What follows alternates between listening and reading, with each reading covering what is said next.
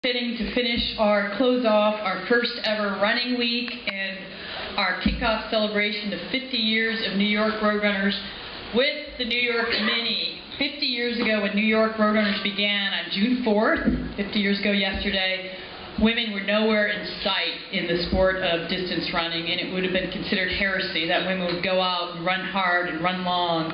And then 37 years ago when we started this race, the first ever all-women's road race, the only way we could get all of you, your equivalents at the time, to come in here was to have, for Fred LeBeau and Kathrine Switzer, to have a group of Playboy bunnies to try to bring the media in and entice them. And what a world of difference today, where it's a brave new world and women represent. You come here today to talk to our stars of the sport, and women represent over 40% of runners in so many races around the United States and beyond. And here at New York Roadrunners, women consistently are over 40% of our field, and often 50%.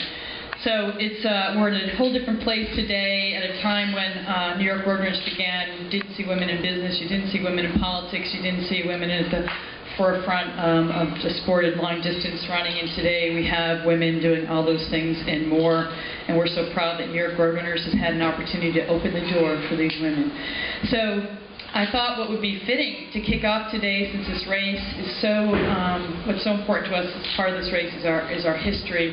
While there weren't many women 37 years ago when we began it, we were lucky to have a few here in New York with Nina Cusick, and, as you know, pioneer and legend in our sport, who not only led the way 37 years ago, but continues to lead the way.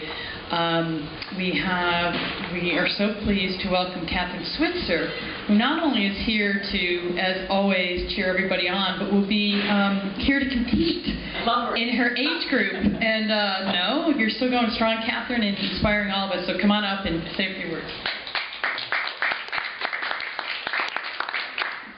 Some of you were here 7 years ago when I was speaking on behalf of the Mini at its 30th anniversary. Nina was with me at that point, and Nina is very much a part of this story as well. She's probably at work today, like most of us should be. But anyway, I want to tell this story again, really briefly. It's not only funny, but it's very important historically, especially for these women to hear this story. Frank, of course, Litsky was here for the duration. Frank was even covering my first Boston Marathon in 1967, ladies. Can you imagine that? Frank says I was there for the birth. Let me tell you what happened. Fred LeBeau was approached in 1972, after the Boston Marathon in 1972, when women were first admitted to run in the Boston Marathon. After the 67 incident, we campaigned for 5 years before we were allowed to run. And it was a hard campaign, and we put all our materials together. We got into that race, and there was so much publicity about women can run a marathon, women can run long-distance races, you know, and their uteruses aren't going to fall out, and their legs aren't going to get big, and they're not going to grow hair on their chest. It was a really quite astonishing revelation. And a sponsor came to Fred LeBeau and said, listen, we want an all-women's marathon. And Fred, thinking very fast that there were about 6 women in the United States who could actually do a marathon, said, no, you don't want a marathon, you want and it came to his head, a mini marathon. The mini skirt was in fashion at that time. Fred was in the garment industry, doing knockoffs of designer clothes, and so the mini marathon was the big thing. So he thought of the mini marathon, one loop around Central Park. Central Park was always our home. That's where the New York City Marathon was, and believe it or not, Tavern on the Green was the place where we announced this race, the Crazy Legs Mini Marathon. It was the Crazy Legs because the sponsor from Johnson's Wax had this product called Crazy Legs. It was a women's shave cream. It was edge painted pink, okay, dyed pink, and we had the launch right, not exactly in this very room, because certainly this place has been completely redone. In 1972, this place was a real dump of a restaurant, but it still existed, and it went through this wonderful resurgence, and it's always kind of been the start and finish line and the home for New York Roadrunner events. So that was really a fabulous moment. We had this press conference, and Fred and Nina and I went all over, certainly New York City, New York State, and we set up I think we sent out 10,000 flyers to get women in this race. We were scared to death we weren't going to get a good showing of the field. We got 78 women, which was considered huge.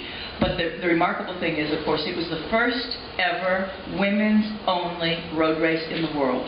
And it was right here. And we were so excited. And to help gin up the publicity, as Mary said, one of the things Fred did, he was an incredible male chauvinist who loved women and really supported women. He has that wonderful mix. I went to the Playboy Club. Yeah, no, but he loved women. He treated us really well and all that kind of stuff. But he went to the Playboy Club and he got bunnies recruited, told them they were going to get all kinds of publicity if they would come out and run the race. And indeed, that helped get the publicity out there. Nina and I were kind of chewing nails when we had to do the photo op with them, but whatever, got publicity. Anyway, the morning of the race, however, once that gun went off, it was very competitive. It was very, very exciting. I get chills just thinking about it because we were there running on a very hot day, running well. A young woman named Jackie Dixon won the race, who had won the San Francisco Examiner what was called Beta Breakers. Now it was sponsored by San Francisco Examiner, and they had flown her out. So again, a young unknown, given an opportunity, came through and won, which was really, really great. And the publicity was massive.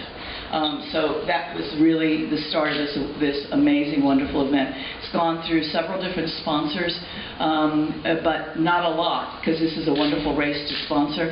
It was a great joy for me when I was doing the Avon program, that Avon sponsored it for a number of years, and was one of our global championships. So that was really astonishing for us. So here we are. One of the whole purposes of that race then was, in 1972, was to call the attention of the world and the International Olympic Committee to the fact that women could run and deserved to run, and deserved a 5,000 meters, a 10,000 meters, and a marathon in the Olympic Games. And here we are. And here you all are going to represent us in Beijing in that marathon, and Hilda in the 10,000.